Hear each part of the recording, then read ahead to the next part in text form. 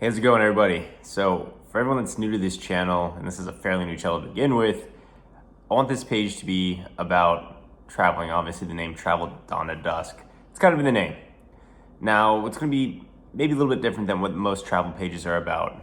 Most travel pages I see out there, and they're awesome.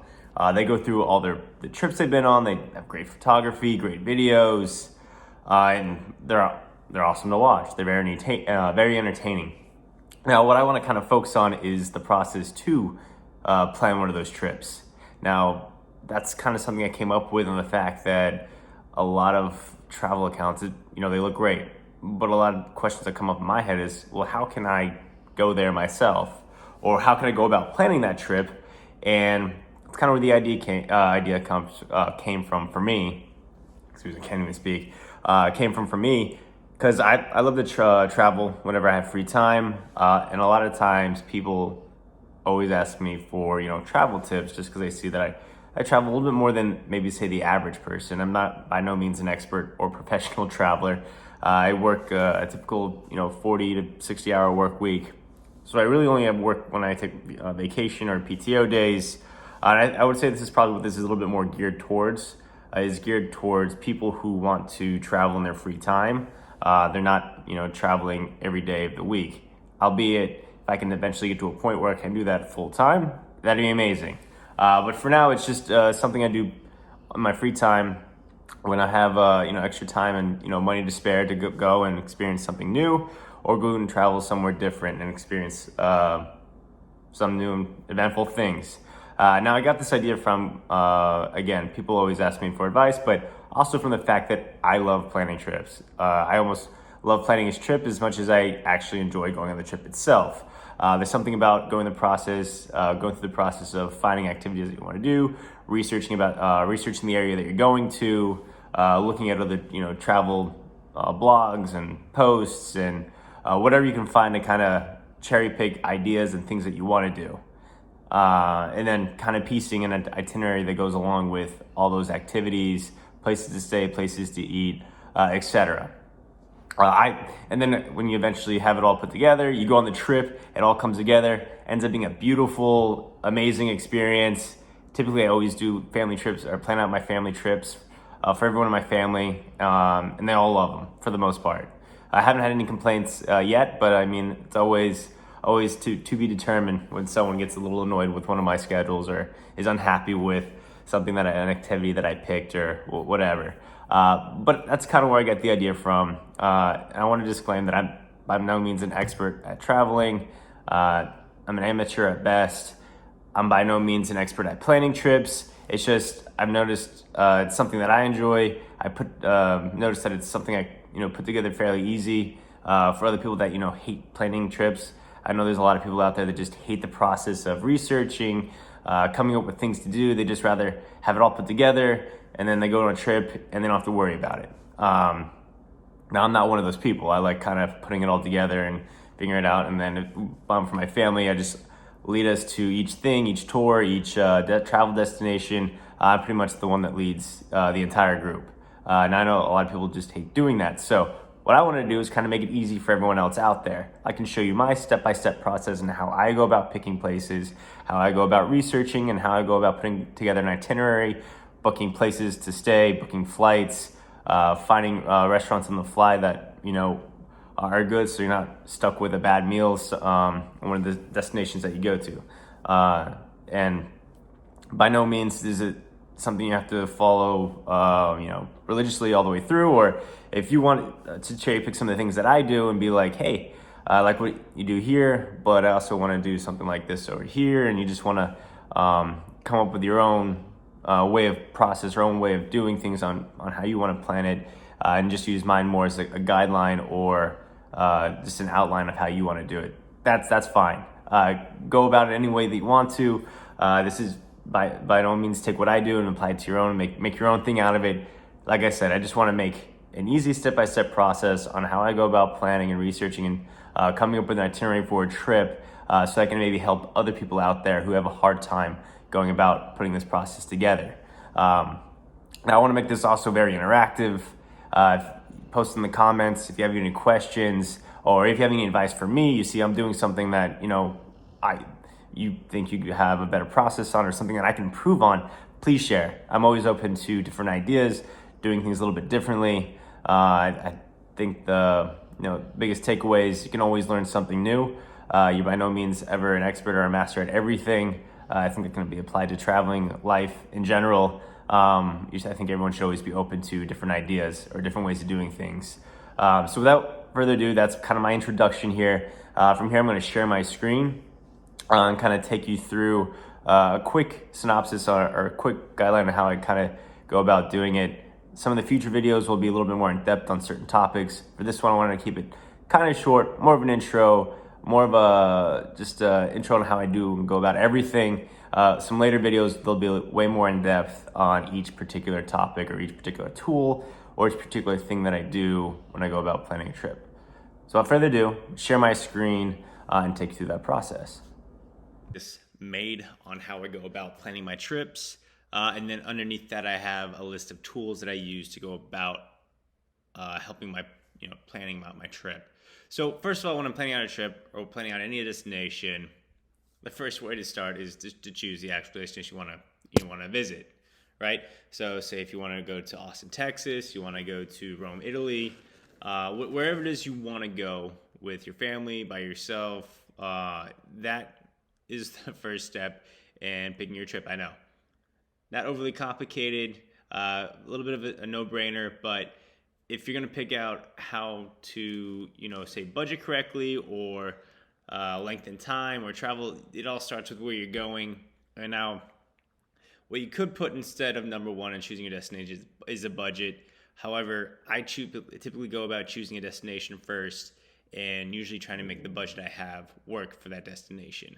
Now, if it's all about a low budget travel experience, or you don't have a whole lot of money to spend, then you can go to something a little bit more local, whether it be just going somewhere down the road or some park that you want to hike in, something local that doesn't require a whole lot of money and finances or planning involved. That's something I can cover in a later video, but for the sake of this video, I'm just going to keep it high level.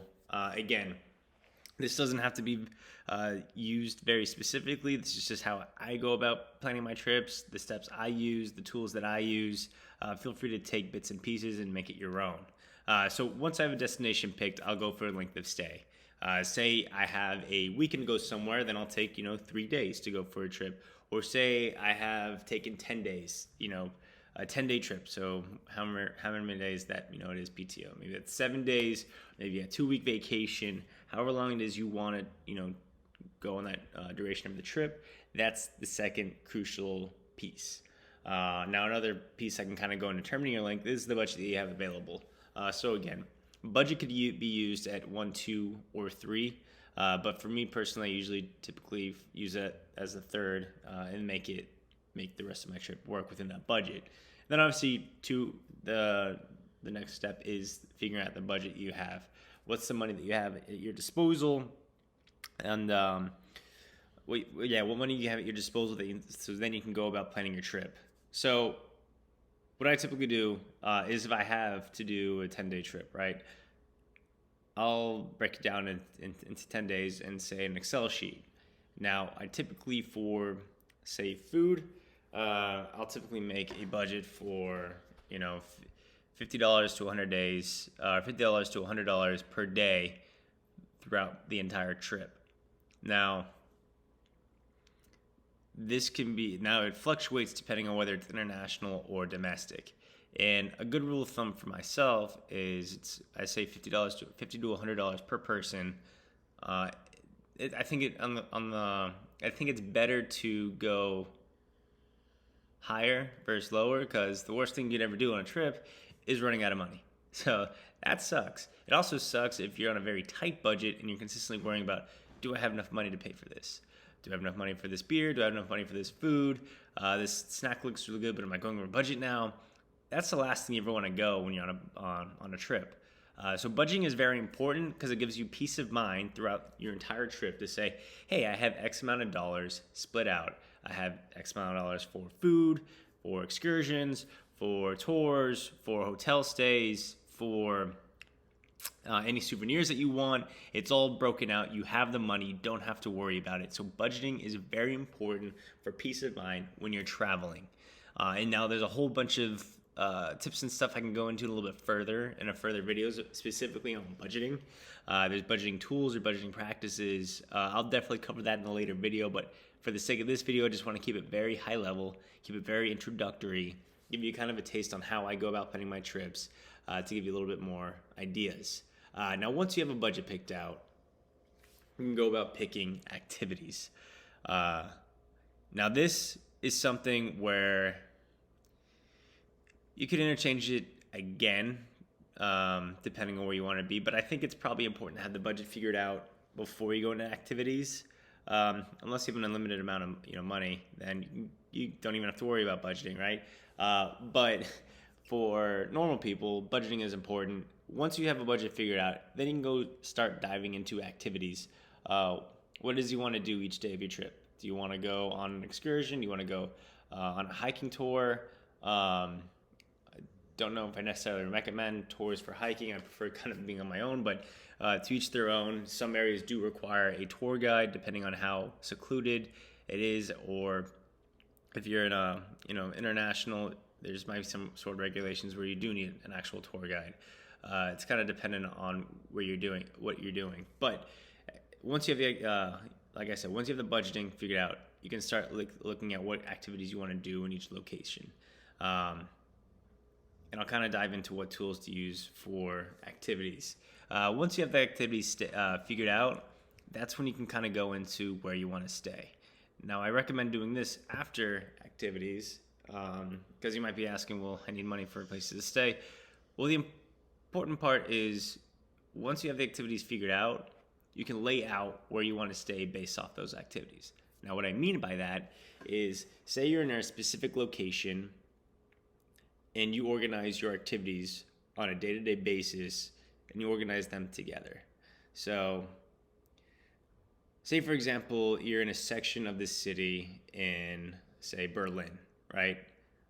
You want to make sure that you stay in that specific region for the majority of that day, so you can knock out the majority of the activities you want in that day in the same area without going to a whole bunch of different places, using Ubers, using different things. You want to organize it so that you're all in one specific location. That way you're maximizing the amount of time that you're spending in the city without having to go scramble from place to place to place. And then on top of that, picking a hotel that's kind of near your activities is crucial. A hotel or Airbnb. That way you can save a little bit of money on travel, say Uber or taxis. It can also, more importantly, save money, or not save money, but save on time. Save on time of getting to, say, the tour that you're going out to, say, going to the museum, going to whatever it is that you're doing that day. You save a whole bunch of time if the whole place that you're staying at is only a short walk away. And then lastly, what you're going to do is flights. Now, I picked flights last because it's the biggest pain to cancel a flight and get a refund. Pre-COVID, it was next to impossible. You're probably going to have to eat a cost, especially if you didn't have a flight insurance. Even with travel insurance on a flight, there has to be a good reason for canceling your trip. If it doesn't go within the guidelines of the insurance plan, and typically it has to be like someone gets hurt or someone's severely ill or something pretty drastic for you to actually get the money back on your trip, or else it's a huge pain to get money back on your flight. Everything else up until this point is very easy to cancel. It's very easy to cancel most of the trips, most of the tours that you plan, easy to cancel hotels or Airbnbs. Most things outside of the flight are extremely easy to cancel, and I'll show you some tools on what I prefer to do for certain activities. Now, going through off that checklist, for choosing a destination for general travel planning, I typically use Google Docs or Google Sheets. Now I use Google Sheets for the budgeting, and I use Google Docs for what I plan on doing, outlining what I plan on doing throughout my trip to share with whoever I'm going on that trip with, right? So everything updates in real time. I don't have to, save in a Word document or notes or whatever I'm using on my computer. Well, each time it changes, you have to send that person a different document. Versus if you're doing it in Google Docs, Google Sheets, it updates in real time. If you've shared it to them, they'll see the updates all happening at the same time. It makes planning the trip together or giving them a heads up on what they're doing a lot easier. You can also include links and etc. to make the process seamless and easier for your travel companions. Now for activities, how I go about planning my activities. Typically, I'm going to use TripAdvisor or Pinterest. If I'm hiking, I'll use alltrails.com. Now, for TripAdvisor, well, just for the sake of this, because we have Pinterest first, say I want to use or get an idea of what I want to do in, say, Munich, right? I'll do a 3-day or however many days you want, 3-day Munich. Let's see what the spell, itinerary. I think I spelled that wrong, but here we go. That's definitely not right either.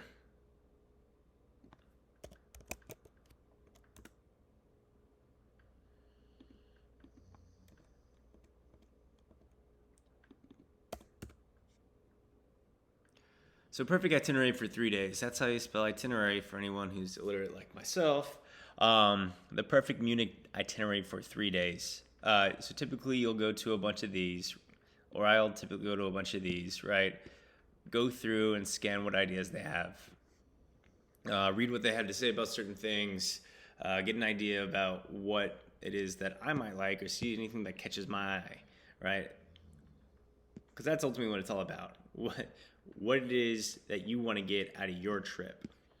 So I'll go through Pinterest looking at other people's travel ideas, travel plans to get an idea of what I want to do when I'm in that city. I typically do the same thing. I go to TripAdvisor. You can go, I like to do things to do, and then you can say Munich, right? It'll give you a whole list of things to do in Munich. You know, some of the things will line up with what you find on Pinterest. Typically, I won't go too crucial on the 1 through 10. It's based off, I think, views and what is most popular. But again, this is going to be your trip. It's not about what's the most popular thing to do. I typically will look at these reviews and look at the things listed here and see, again, what catches my eye. What am I going to enjoy when I'm in Munich? What do I want to get out of my trip to Munich?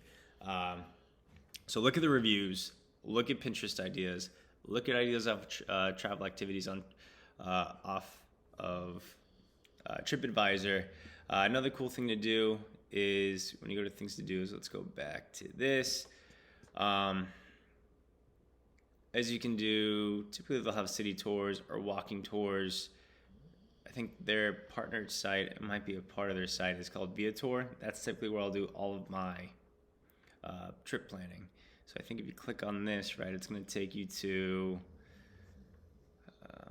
maybe this one isn't a part of it, but most of the tours that are listed on TripAdvisor are done through Viator. So you can use Viator by itself, Viator.com.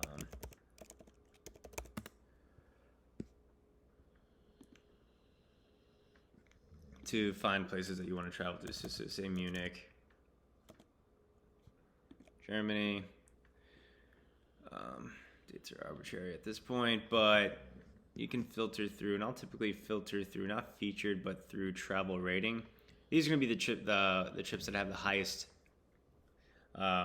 rating. So typically the most reviews and the highest rated of the reviews. That's probably the best way to go about it. Does it have a high volume amount of reviews, or are most of the reviews between 4 to 5 stars? Typically that means, for the most part, typically that'll mean it's a good tour. It's done very, very well, and it's the company that, manage that tour is a good one. And that's typically how I'll pick and choose what I do in a city. Another planning tip I'll add to that one is make sure that you plan a lot of your trips or a lot of activities in the same location or near the same spot, same general area. Kind of goes back to what I said when going through the checklist. You kind of want a lot of your activities and what you're going to be doing in that day near each other. And you're going to want to do this because it's going to save a ton of time, and it's also going to probably save money trying to get ride shares or a taxi to kind of go to the next activity. To me, the biggest thing is just time. If I'm in an area of the city, I don't want to spend the chunk of my day just traveling somewhere, dealing with traffic, that'll just irritate me. You know, I just kind of want to relax. I want to go from one activity to the other, and maybe I'll plan to do one activity in a day, and then the rest of the activity I just kind of explore and figure out what I want to do. That sometimes is probably the best approach to traveling. Is just don't overplan and just. It's funny to say about plan for time to be unplanned. So just go about exploring a certain section of the area without entirely knowing what exactly you want to do. Just whatever catches your eye, whatever is drawing your attention, you just kind of go and do it. Now, another activity tool that I use is All Trails. It's a great way to find like good hiking locations. So say we want to do, for the sake of this example, use Munich, right? This is going to have a lot of the highest rated hikes, highest rated hikes in the Munich area. So I don't know if Munich has that many good hike, or it's a centralized hiking location, but say you wanted to go for a hike. So it seems like there's some good areas where you want to go hiking or whatever. This is a great tool to find highly rated hikes that are very popular to most people. You can check on any of these hiking locations. We'll use this one, get an idea of what the reviews are like. It'll have pictures. It's a very pretty picture, by the way. So this is in the city. I think I may have done this one. Maybe not. Anyways, I think I actually have. Has a good little hikes in here. You get a lot of reviews. People will tell you little tidbits. It's in the city, highly rated. So you get the gist of this tool. Again, if I'm covering anything too quickly or if anyone has any questions, I'll probably make an individual video about each one, keeping this very high level. But if anyone has any suggestions or any other tools that they use, please jump in and leave something in the comment section. Now, where to stay? Typically for stays, I'll use hotel.com.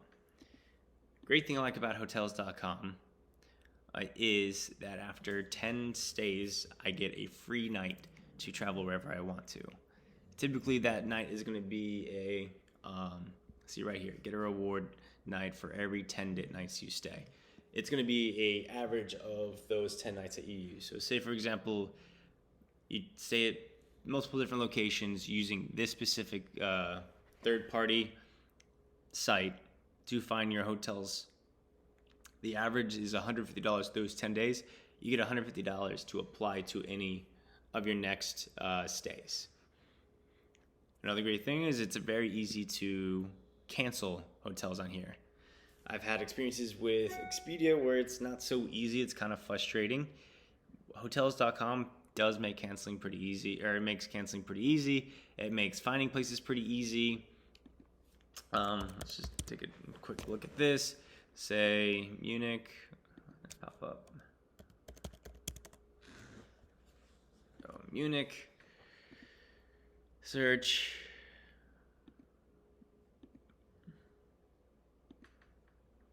There we go. You have a little map that's going to give you an idea of where everything is in the city. It's going to pull down different hotels. You can filter by how much you want to spend, how many nights you want to stay. You want a star rating, budgeting, guest rating. Any filter that you want makes it easy. I typically just go by areas that I want to stay and what fits within my budget, and have good reviews. Obviously, I don't want to stay somewhere that has terrible reviews. Another site is Airbnb. It's becoming seemingly more popular. I actually am tending to use it a little bit more and more these days. Same process. You just type in where you want to go through the site. It tends to be a little bit more cheaper. Especially if it's a group. Sometimes you can get like a whole house for a very reasonable price wherever you want to go to.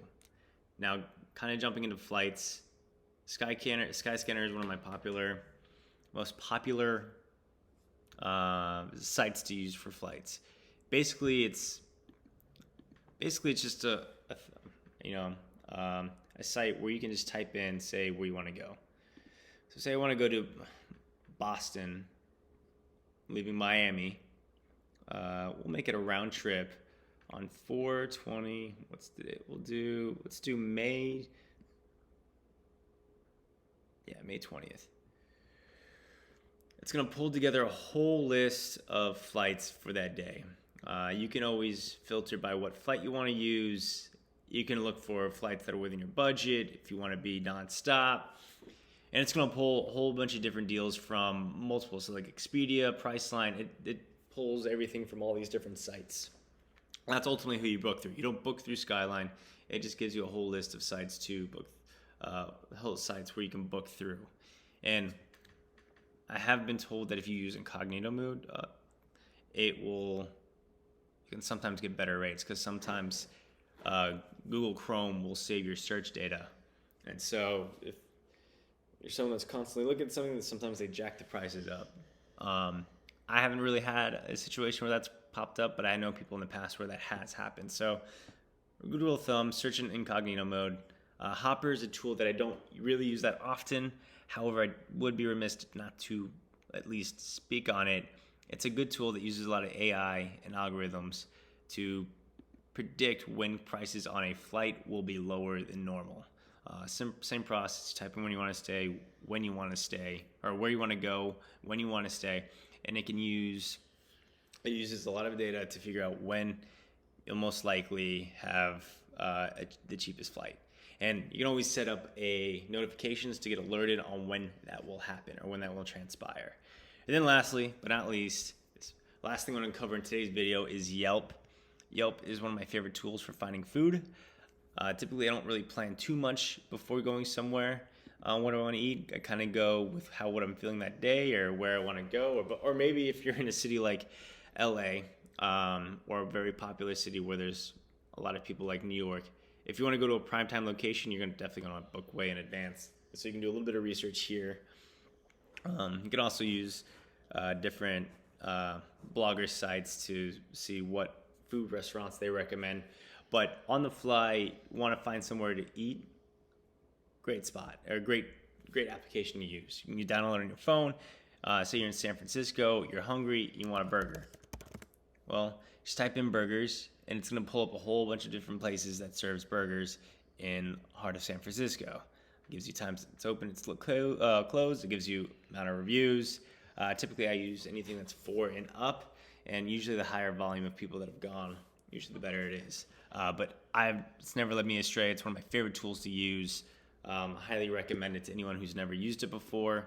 If you want to find somewhere to eat in the city, or you can even use it at home. I use it at home all the time.